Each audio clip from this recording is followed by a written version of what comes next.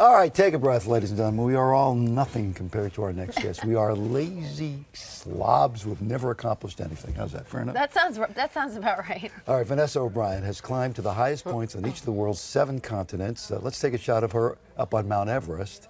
Wow. Yeah, and you thought it was a big deal when you were on the Santa Monica Pier. Let's go to the North Pole.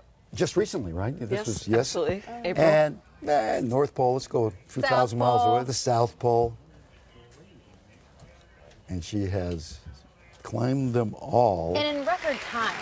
That's right. That's the really fascinating part of all of this. 10 months? 11 months. 11 months. Yep. Just banged them That's out. the women's record. It's a women's record. There's a 7-month man's record, right? There is a 7-month man's record for a Welsh rugby player.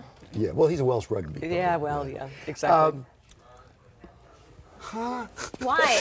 Yeah, you know the old "Why did you climb Everest? Because it's there." I mean, is that was a famous quote, often attributed to Hillary. It was Mallory. That's right. Okay. For me, it was Mallory who died, didn't he? Yeah, he did. That was Mallory and Irving. That was back in the 20s. Right. So for me, it was I was looking for a challenge, kind of after the recession around 2010. What business were you in? Banking. Oh, okay. Not a good one around that time. So I was looking for something goal-oriented, something challenging, something I could measure success by. And in a little bit of a joking manner, a friend said to me, "Well, what about Everest?" And that was sort of like a red flag to a bull, and I kind of took that as a challenge. Usually used as an analogy. This is my Mount Everest, but this is Mount Everest. Yeah, really this was the real one. But I knew there were documentaries, I knew there were commercial expeditions, and when I went home after that, I sort of did some research and looked at it, and I thought, I have all of those business skills about leadership and strategy and risk management and building teams and all of that. What I don't have is the proverbial Control-Alt-Delete. That is, I don't know mountaineering. Right. But I could go learn that and apply that and possibly get to Mount Everest and get to the top. So I did exactly that. I just went and I learned mountaineering, and next thing I knew. So a lot of other people say, well, it's always been in my blood. It's always not you. No, I wish I could say that, because that would be a natural story. You're not related to Sherpas anywhere. No Sherpa blood. Were you an athlete in any way before that? I was sporty as a kid. With I played softball and stuff like that. But it really wasn't that. It was more, what attracted me was the goal. Something so outrageous, something that would take me maybe a year and a half, 2 years to train for, and a year to You were looking for something hardcore. Something really, A lot of people take up yoga or knitting. Yeah. Well, the thing is, something that bird watching. Well, that was serious, that I would really have to train for. Yeah. And that I could succeed or fail. So you have one of my favorite verbs, summited. You've summited. Past tense. All of these. What's left? What's next for you?